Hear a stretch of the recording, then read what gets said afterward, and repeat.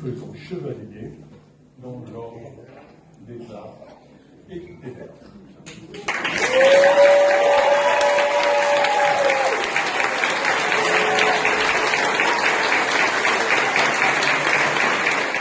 Ça me touche particulièrement parce que cette médaille a un sens.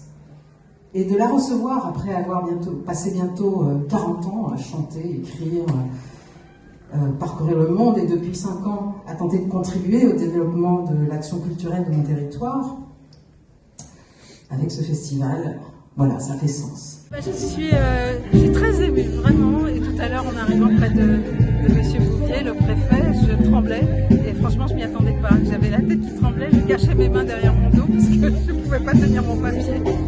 Voilà, donc c'est une très belle journée qui vient clôturer une très belle semaine.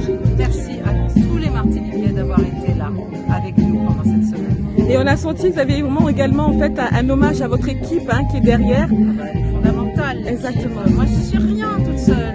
Je ne suis rien, je n'ouvre aucune porte. Je n'ai plus la force de porter des cartons, d'amener des kakémonos, de faire des tableaux pour les chauffeurs, les bénévoles, tout ça. Je n'ai pas. Voilà, je ne suis pas Shiva.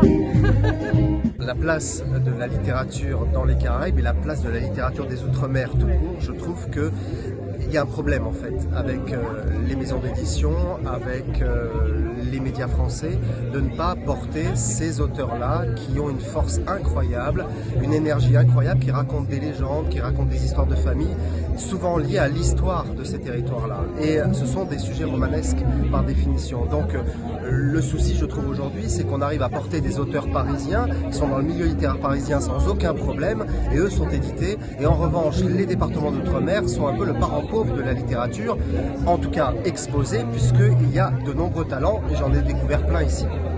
Voilà.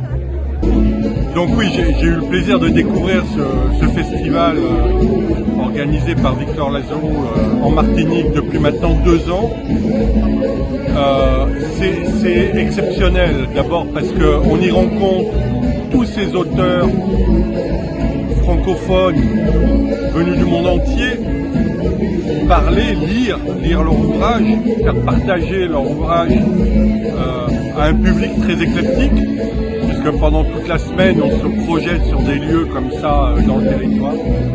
Et ça montre combien, d'ailleurs on retrouve ça à travers les lectures qui viennent d'être faites,